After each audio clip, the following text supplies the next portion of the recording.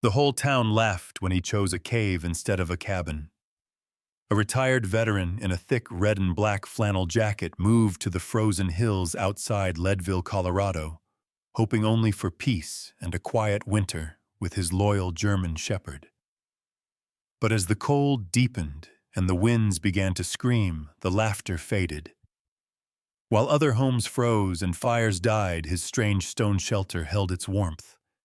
And when the worst blizzard in a century finally struck, that cave revealed a truth no one expected, one that would force an entire town to rethink everything it thought it knew about survival. Before we dive in, tell us where you're watching from. Drop your city, state, or country in the comments below. It's always incredible to see how far these stories travel. Winter descended on Leadville, Colorado like an ancient curse, the air thinning with altitude as wind from the Rocky Mountains sliced through streets and bones alike. Walter Hayes arrived just before the first real snow sealed the town into silence. He was a man in his early 60s, tall but slightly stooped, as if years had pressed a quiet weight onto his shoulders rather than broken him outright.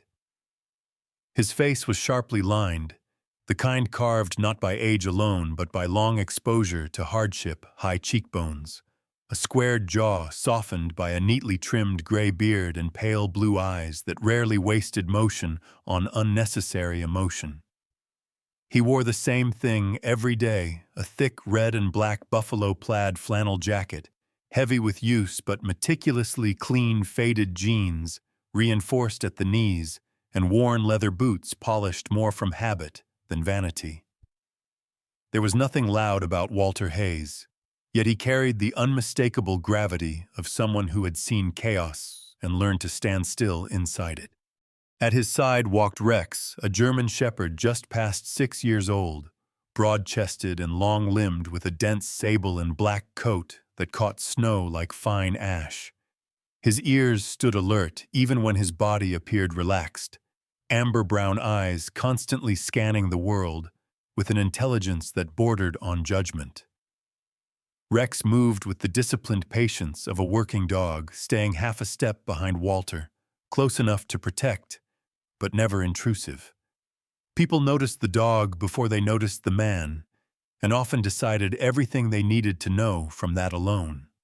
Walter had not come to Leadville chasing dreams. He came chasing quiet. After 27 years in uniform and another decade drifting through jobs that felt hollow, the noise inside his head had grown louder than any battlefield. The war, though, no one in town knew which one had taken more than friends and years. It had taken his tolerance for crowds, his appetite for small talk, and his belief that comfort came from fitting in. Rex, trained during Walter's final years of service, had been the one constant, the one presence that never asked him to explain himself. The townspeople first noticed Walter when he didn't do what newcomers were supposed to do.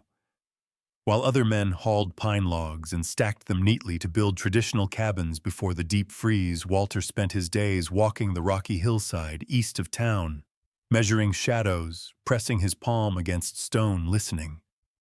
The old miner's slope, pocked with abandoned shafts and half-collapsed limestone caves, had been ignored for decades, written off as unstable and unlucky. When Walter began clearing snow and debris from the mouth of one of those caves, the speculation began. At the Silver Nugget Tavern, laughter carried louder than the wind. A man named Harold Benton, thick-necked and red-faced, a third-generation Leadville local, with a habit of speaking before thinking, leaned against the bar and shook his head. "A cave," he said, smirking into his whiskey. "Man's either crazy or planning to hibernate." Nearby stood Sarah Caldwell, wiping glasses behind the bar. She was in her early 40s, tall and lean, with auburn hair pulled into a loose braid that brushed the middle of her back. Her skin was pale from long winters and longer nights indoors, freckles scattered across her nose like leftover constellations. Sarah had the watchful eyes of someone who had learned more from listening than talking, shaped by a marriage that had ended badly, and a business she kept alive through sheer persistence. She didn't laugh as loudly as the others.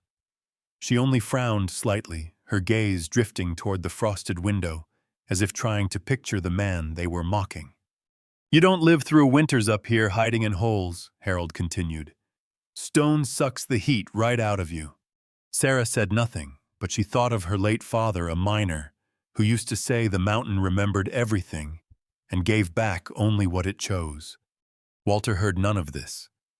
He was too busy working. Each morning before dawn, he and Rex climbed the slope together, their breath fogging the dark. Walter cleared rubble, carefully respecting the cave's natural shape rather than forcing it to change. The limestone walls were pale and solid, cool to the touch, but dry, the floor slightly elevated, as if the mountain itself had chosen this spot to remain stable. To Walter it felt familiar. Not safe in a comforting way, but dependable, like an old bunker that had done its job. He built outward, not inward. A modest log structure extended from the cave's mouth, using the rock as a natural back wall. His movements were deliberate, almost ritualistic, each decision guided by instincts shaped during long nights overseas, where survival depended on understanding terrain rather than conquering it. Rex stayed close, occasionally barking at unfamiliar sounds deeper in the hillside, but mostly lying still, watching his human with quiet confidence. When neighbors passed by on snowshoes or wagons, they slowed just enough to stare. Some shook their heads. Others offered unsolicited advice. A few laughed openly. Walter acknowledged none of it. He had learned long ago that explaining yourself to people committed to misunderstanding was a waste of breath. Inside, though, doubt crept in during the quiet hours. As night fell and the temperature plunged, Walter sat near his small, carefully placed firebox, staring at the exposed stone wall. He ran gloved fingers along the limestone, thinking of barracks built into hillsides of nights, when the earth had held steady, while the world outside tore itself apart. He thought of the men he'd lost, faces that returned uninvited when the wind howled just right. Building into the cave wasn't just practicality. It was a way of pressing his back against something older and stronger than memory. Rex sensed those moments. He would lift his head, rise, and rest his weight against Walter's leg, solid and grounding. The dog's presence pulled Walter back from places he preferred not to revisit. By late November, the cabin was habitable. Not finished, not pretty, but functional. Walter moved his few possessions inside a cot. A battered table, a cast-iron pot, and a framed photograph he kept turned face down. On the first night they slept there, snow fell steadily outside. The cave absorbed the cold without complaint, and the interior held its temperature longer than Walter had dared hope. In town, the laughter grew sharper as the weather worsened. "Give it a month," Harold Benton declared one night. "He'll be begging for firewood." Sarah listened, uneasy. She couldn't say why, but something about the man in the flannel jacket and his silent dog unsettled her, not because he seemed foolish, but because he seemed unbothered. Walter lay awake that same night, listening to the wind test his walls. He wasn't afraid of the storm. He was afraid of hoping he'd finally found a place that would hold. Outside, Rex's ears twitched as snow buried the path behind them, sealing man and dog into the mountain's quiet embrace, while the town laughed, unaware of how soon that laughter would be swallowed by the storm. Walter Hayes did not build with stone because he was poor, nor because he wanted to prove anything to the people of Leadville. He built with stone because memory had taught him what failed first when everything else collapsed. As December tightened its grip on the mountains, the town settled into the brittle routine of winter survival. But Walter moved differently, as if guided by a map no one else could see. The cave-backed cabin was no longer just a curiosity on the hillside. It had become a quiet extension of him, shaped by instincts forged long before he ever saw snow in Colorado. Years earlier, long before his beard turned gray and his shoulders rounded with age, Walter had learned to read terrain the way others read faces. He had served in high-altitude regions where wind howled through rock corridors and nights killed the careless. Their warmth was never about comfort. It was about patience, about letting heat stay where it belonged instead of chasing it with desperation.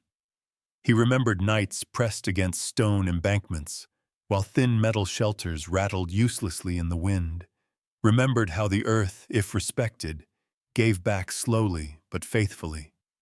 Those lessons had stayed with him long after the uniform was folded away. Inside the cabin, the limestone wall loomed quietly pale and solid, catching firelight like dull bone. Walter often found himself resting his palm against it, feeling not cold but steadiness. The firebox set deliberately in the southeast corner burned low and controlled. He had built it that way on purpose. Big fires wasted energy and attention. Small fires required discipline. Rex seemed to understand that instinctively. The dog slept close to the stone each night, his thick coat pressed against the rock tail, curled loosely, ears twitching at sounds only he could hear. Rex was built for work, not show. Broad head, dark muzzle flecked with gray at the edges, scars hidden beneath fur from years of training exercises and hard ground. He was not aggressive, but he was watchful, and he trusted Walter completely. As the days shortened, the town's mood shifted. Snow piled higher along Main Street, and the laughter that once carried easily from the Silver Nugget Tavern turned sharper edged with anxiety. Firewood became currency. Men measured winter not in months, but in cords. Harold Benton was louder than ever, his voice booming with forced confidence as he bragged about the size of his stockpile. Beneath the bravado, though, there was strain. Harold was a man built wide rather than tall, his dark hair thinning prematurely, beard always half-grown, half-neglected. He prided himself on toughness, but the previous winter had taken 2 of his cattle, and that loss had hardened something brittle inside him. Mockery came easier than humility. Sarah Caldwell noticed these changes. Running the tavern through winter required more than strong arms and clean glasses. It required reading people before they unraveled. Sarah moved with an efficient grace behind the bar, her long frame slightly hunched from years of leaning forward to hear over noise. Her auburn braid had begun to silver near the scalp, though she hadn't bothered to dye it in years. There was a softness to her features, gentle mouth, clear green eyes, but it was tempered by something firmer underneath, shaped by disappointment and endurance. She had learned not to dismiss quiet men. The loud ones in her experience were often the first to break. She noticed Walter only when he came into town for supplies. He never lingered. He spoke politely briefly, his voice calm and level eyes never darting, never challenging. Rex waited outside, sitting upright in the snow like a sentry. Some people stepped wide around the dog. Others reached out without asking and pulled their hands back quickly when Rex fixed them with a steady, unblinking stare. Sarah watched it all from behind the counter, curiosity growing heavier than judgment.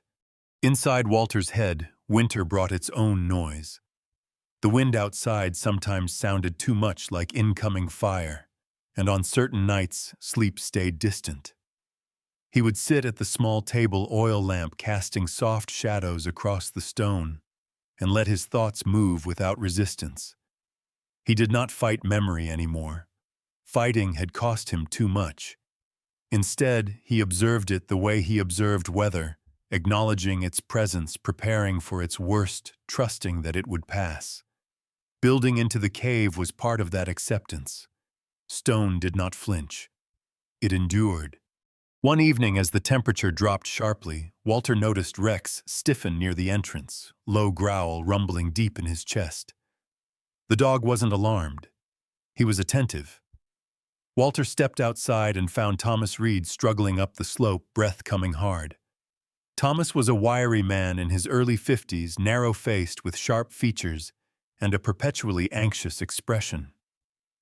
He worked odd jobs around town, more out of habit than necessity, and carried himself like someone who expected the world to turn on him at any moment. His gloves were thin, his coat inadequate for the cold. "Didn't mean to intrude," Thomas said quickly, voice tight. "Just, folks were saying things." Walter waited. Silence made people honest. "They say you won't last the winter," Thomas continued, eyes flicking toward the cave mouth. "Thought maybe you should know." Walter nodded once. "They've been saying that since August." Thomas hesitated, then laughed nervously. "Still, this winter's supposed to be bad." "Most are," Walter replied. Thomas glanced at Rex, then back at the cabin, something like confusion crossing his face. He had expected defiance or explanation. Instead, he found calm. That unsettled him more than arrogance ever could. He left shortly after, shoulders hunched against the wind, carrying Walter's composure with him like an unanswered question. As December deepened, small signs emerged that the cabin was behaving differently than expected. Frost crept thick across windows in town, but Walter's single south-facing pane stayed mostly clear. The firewood pile outside the cave shrank slowly, deliberately, while others' stacks diminished at alarming speed. Rex remained energetic, his appetite steady, his coat glossy despite the cold. These were details most people didn't notice until they were forced to. Sarah noticed. One night as she locked up the tavern, she paused, listening to the wind and thinking of the man in the flannel jacket who didn't seem to rush against it. She wondered what kind of life taught someone to trust stone over people. Walter lay down that night with the same thoughts circling quietly. He wasn't building a monument. He wasn't trying to change Leadville. He was preparing the way soldiers always did for a storm others pretended wouldn't come.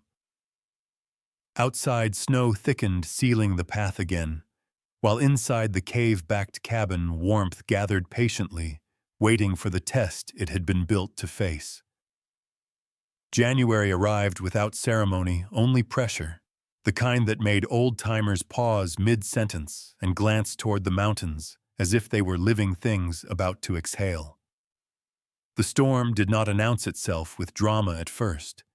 It crept in as a steady drop in temperature, a tightening of the air until Leadville felt wrapped in glass.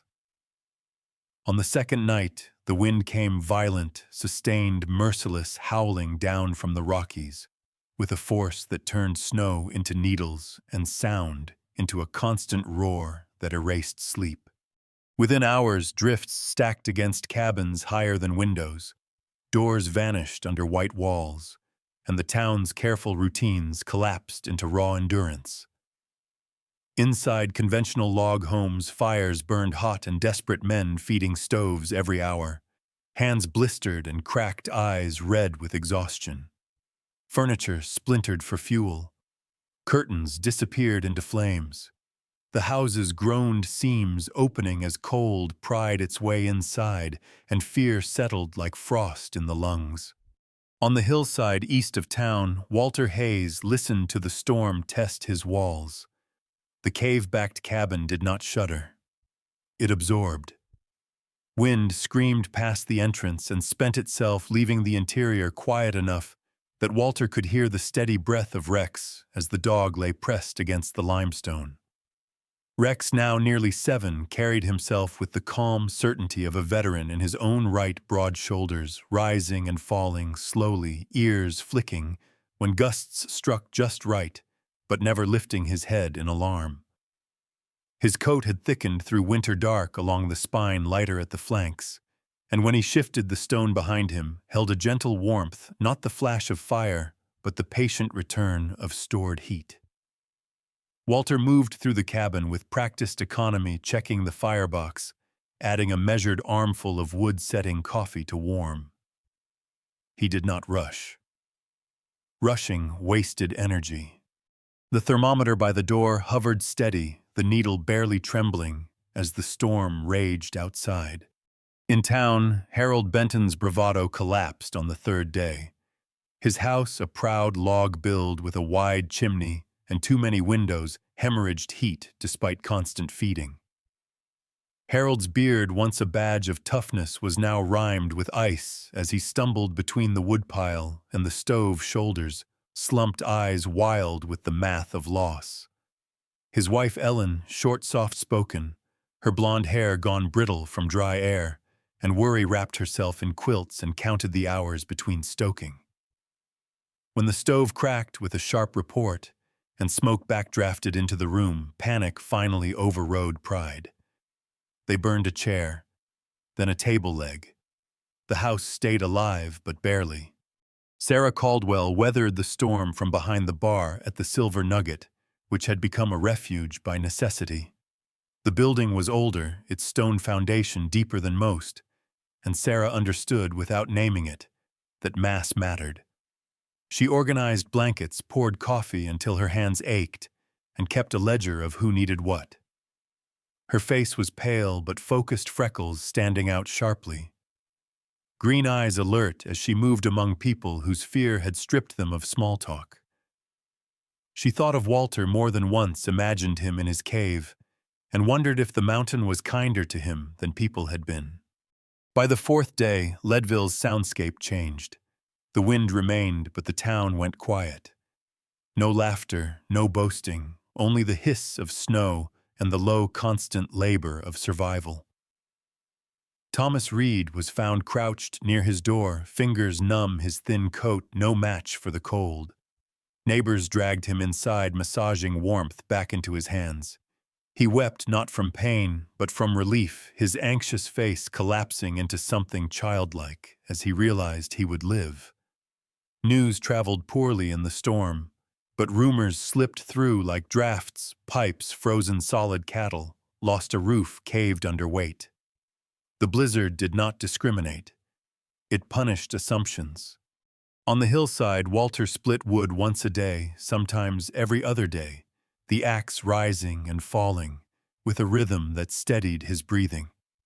He worked in short bursts, retreating before the wind could sap him, trusting the stone to do what it had always done. Inside the limestone wall radiated a soft, even warmth that filled the space without demanding attention. Walter sat with his back against it and let memory surface without panic. He remembered nights overseas when men argued about tactics while freezing, remembered the lesson learned too late by some: heat chased is heat lost, heat held is life. Rex lifted his head once, placed his chin on Walter's knee, and stayed there, a silent anchor. On the sixth night, a pounding cut through the wind, a sound so out of place it startled Rex to his feet. Walter opened the door to find Samuel Briggs, half buried in snow, his dark hair plastered to his forehead, his beard iced into stiff points.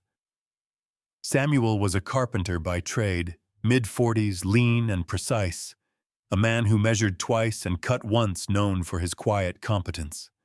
Fear had stripped him of that composure. "My stove won't hold," he shouted over the gale. "We're out of wood." Walter did not ask questions. He pulled Samuel inside, shut the door, and handed him a mug. As Samuel's shaking slowed, his eyes widened, not at luxury, but at stability. The heat was there, constant, almost indifferent to the storm's fury. He pressed his palm to the stone and stared as if it were breathing. "It's warm," he said, disbelief cracking his voice. They did not sleep much that night. The storm screamed, then softened, then surged again. Walter fed the fire once. Rex settled. Samuel watched the thermometer like a man learning a new language. By morning, the wind began to falter, its rage spent.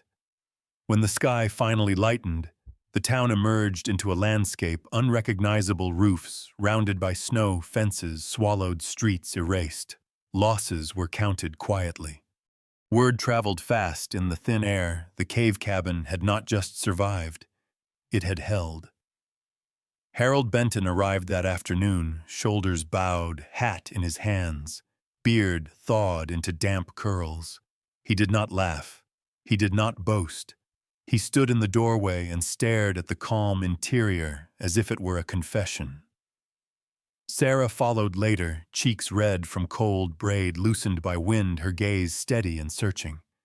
She took in the stone wall, the small fire, the dog at ease, and something shifted behind her eyes, not envy, but recognition. The storm had stripped Leadville to truth. Walter did not lecture. He poured coffee. He gestured to the stone. In the quiet, after devastation, the mountain's lesson spoke for him. The laughter that once echoed through the silver nugget had been buried under 7 days of snow, replaced by a different sound entirely, the soft, unmistakable hum of understanding. The storm loosened its grip on the 8th day, not with relief but with exhaustion, as if the mountain itself had finally exhaled. The wind fell first, retreating into distant ridges, leaving behind a silence so deep it rang in the ears. Snow still ruled the land, piled into sculpted walls and frozen waves, but the violence had passed. Leadville emerged slowly, doors pried open, inch by inch, faces appearing pale and hollow in the sharp light.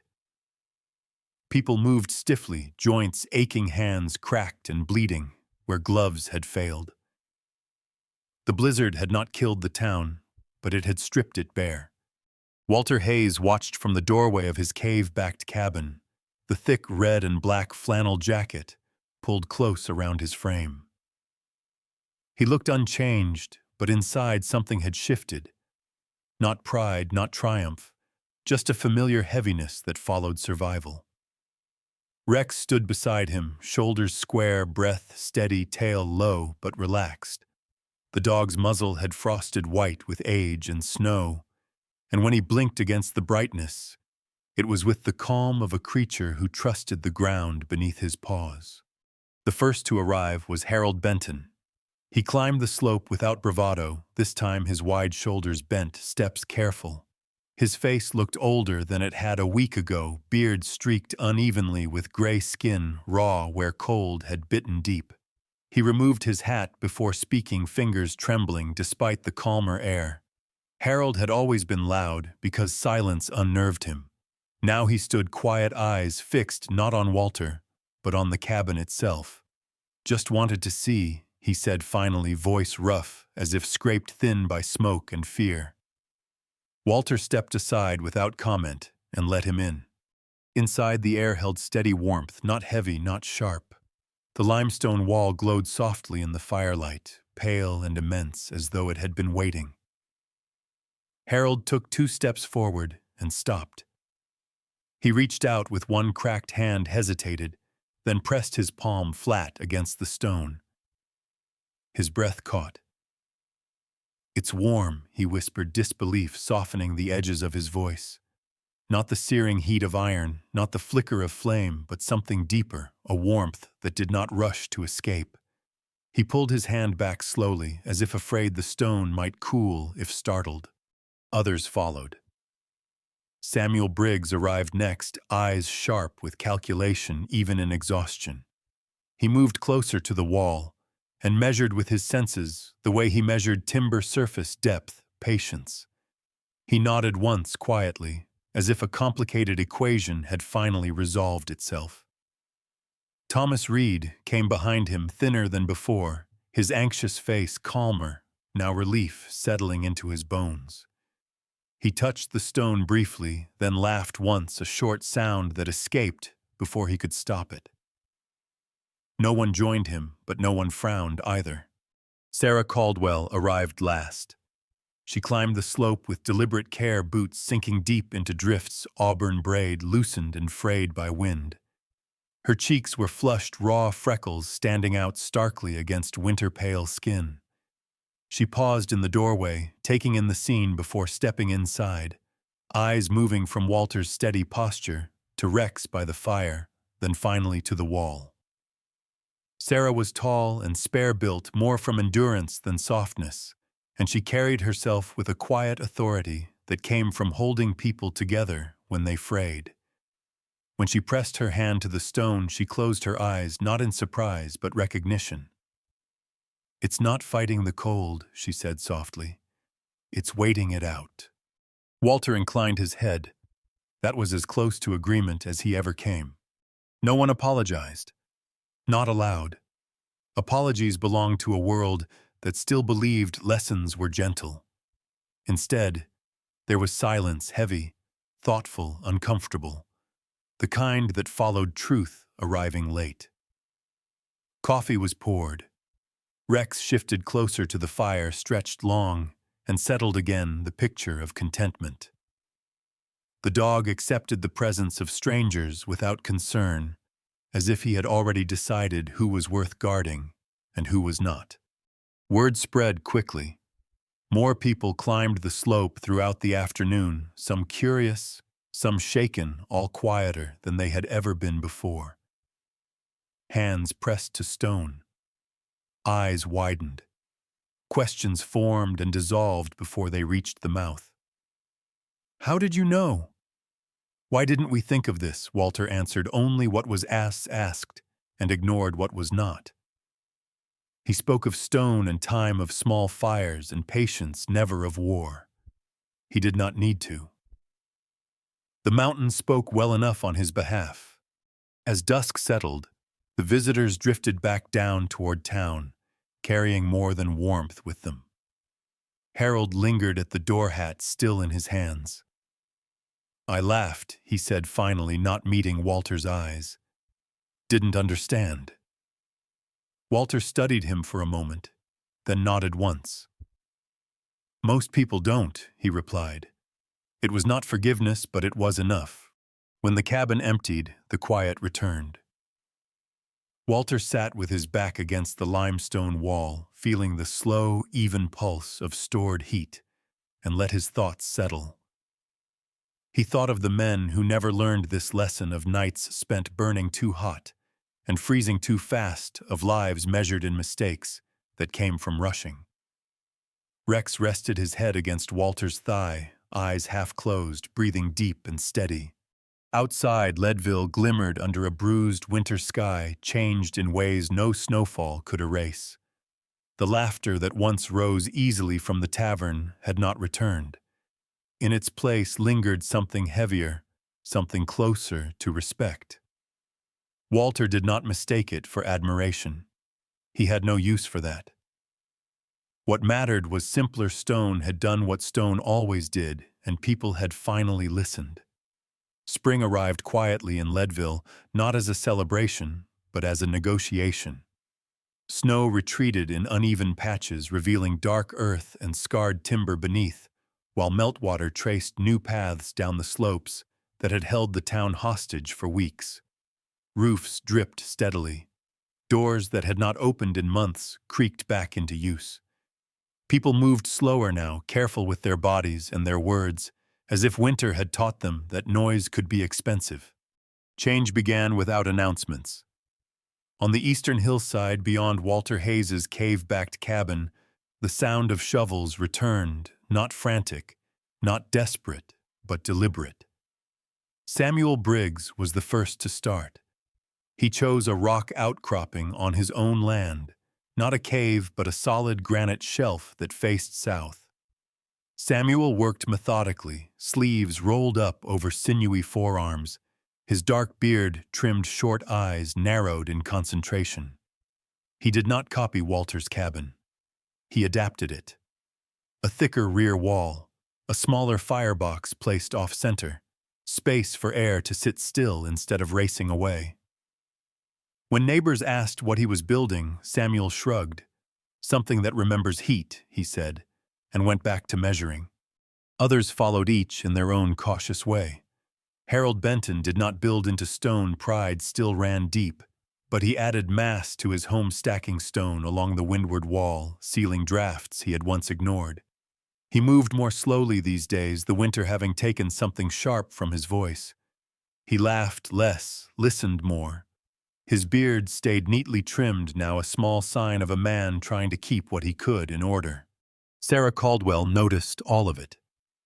From behind the bar, she watched men who once mocked carefulness now argue about wall thickness and heat retention. She listened as people spoke of that idea without saying Walter's name, as if naming him would give him ownership he never sought. Sarah herself had changed. She found she no longer rushed to fill silences. She let them breathe the way the stone had. On her days off, she walked more, letting the sun warm her pale skin, her auburn hair now tied loosely at her neck. She began sketching plans for a renovation to the Silver Nugget's back room. Nothing dramatic, just stone insulation, patience. Walter Hayes watched these changes from a distance. He did not involve himself. He did not correct mistakes unless asked directly. He did not explain why certain choices mattered more than others. He had learned long ago that lessons forced rarely lasted. Instead, he lived. Each morning he walked the hillside with Rex's boots crunching softly on thawing ground, the dog moving easily beside him, Muscle's strong coat shedding its winter thickness in clumps that caught on brush. Rex was older now, 7, pushing 8, but his eyes were still sharp, his gait confident. He paused often, nose to the air, tracking changes Walter could not smell. The dog had survived the storm without fear, and that steadiness remained with him. Inside the cabin, life returned to small rituals. Coffee in the morning, maintenance in the afternoon, quiet in the evening. Walter repaired what winter had worn, reinforcing joints, checking stone, never rushing. He found comfort in work that asked nothing from him except attention. At night, he sat against the limestone wall and read until the lamp burned low, the warmth steady at his back, his thoughts finally unknotted enough to rest. One afternoon, a stranger climbed the slope. His name was Michael Turner, a civil engineer from Denver, early 40s. Lean-build, dark hair, cropped short glasses slipping down his nose as he took in the cabin with professional curiosity. He spoke carefully, as if aware he was stepping onto ground that didn't belong to him. "I heard about your place," he said. "The storm, the way it held."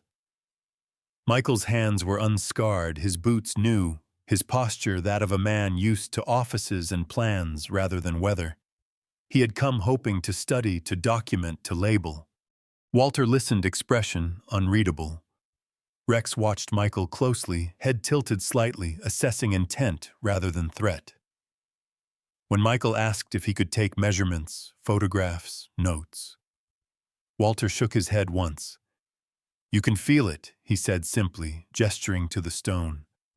Michael hesitated, then placed his palm against the wall, the analytical certainty on his face faltering as something quieter replaced it. He stayed less than an hour. When he left, he looked thoughtful, not triumphant. He did not publish anything that season. As spring deepened, Leadville returned to something like normal, though the word felt different now. Losses were repaired. Stories were retold. Children played in melting snowbanks, unaware of how close their world had come to breaking. The cave cabin did not become a landmark. There was no sign, no name, no crowd. It simply existed as it always had, doing what it was built to do. Sarah visited once more before summer, bringing a basket of bread she had baked herself. Her hands dusted with flour, freckles bright in the sun. She stood at the doorway, comfortable in the quiet now. "You changed the town," she said, not accusing, not praising. Walter shook his head. "It changed itself," he replied.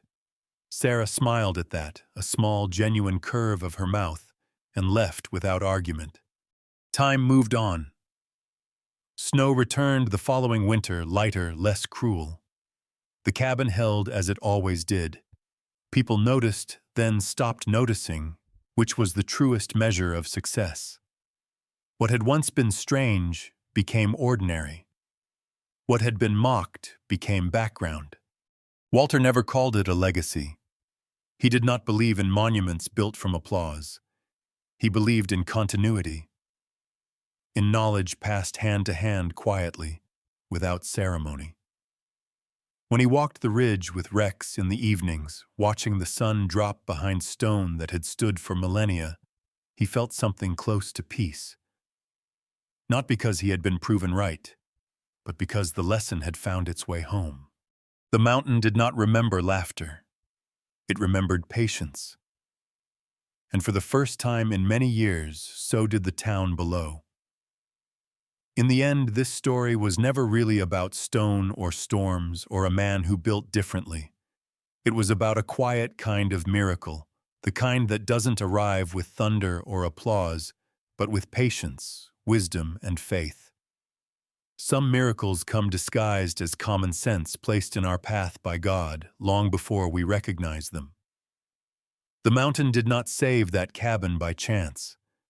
The warmth stored in stone, the calm in the storm, the strength to endure, these are reminders that God often works through creation itself, offering protection to those who listen, who observe, and who trust.